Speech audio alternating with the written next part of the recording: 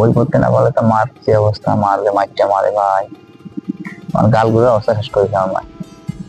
এমনকি এমন সময় পুরি বাতি দিয়ে আমার মুখে আগুন পর্যন্ত দিয়েছে, তো পড়তে পারিনি এই জন্য।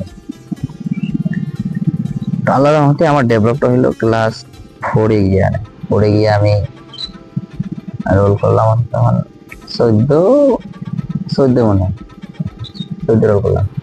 5-এ গিয়ে রোল করলাম আমাকে 6। পরে বৃত্তি পরীক্ষা দিতে হয় আমাদের, বৃত্তি পরীক্ষা দিব ভাই, নাই গাইড নাই এটা সেটা, বই টই নেই, কিভাবে বৃত্তি পরীক্ষা দেবে, প্যাড পড়তে হবে ভালো করে। আর যারা বৃত্তি দিতে গেছে তারা তো ভাই কেজি স্কুল পড়ে, আমি তো কেজি স্কুলে পড়ি, কেজি স্কুল ছাত্র না, আমার বাবার তো এরকম টাকা পয়সা নেই আমার নিজে। যাক বৃত্তি দিলাম, বৃত্তি তো পাওয়া হলো না। ক্লাস 6-এ ভর্তি হবো, চিন্তা করলাম ক্লাস 6-এ ভর্তি হবো। ক্লাস 6-এ ভর্তি হতে গিয়ে তো টাকা লাগে, ইয়ে লাগে, পরে দেখ 8টা বছর গ্যাপ দিলাম।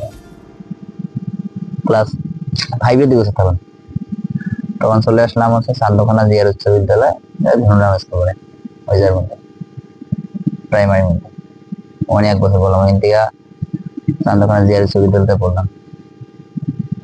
পরে ভাই যখন আমার ডেভেলপ হয়ে আস্তে আস্তে তখন ক্লাস 6-7 এর দিকে গিয়ে আমি ভালো স্টুডেন্ট হয়ে গেলাম, মোটামুটি সবার চেয়ে আলাদা। ক্লাস 8 গেল, 7 গেল, 9 গেল, ভালো। ক্লাস 10-এ গিয়ে আমি পরীক্ষা দিলাম, তো সবার চেয়ে কিন্তু আমি মোটামুটি ভালো ছিলাম, ভালো টপে ছিলাম আর্টস থেকে। আমি যে পড়বো এই অবস্থা ভাই, আমার তেমনটা ভালো ছিল না। মাঝে ভাই কাম করা লাগে, টাকা নাই, বাড়িতে খাওয়ান নাই, বিভিন্ন ধরনের সমস্যা। মাঝে মাঝে লেখাপড়া বাদ দিয়ে কাম করতে পারি। তারপর চেষ্টা করছি যে নিজেকে তো কিছু করতে হবে,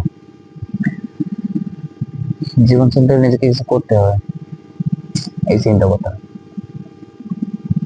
তো দেখ, তোমার এসে পরীক্ষা দেয়, তোমার ফর্ম ফিল আপে ভাই ছবি লাগে, ঠিক আছে, ছবি তুলতে হয়।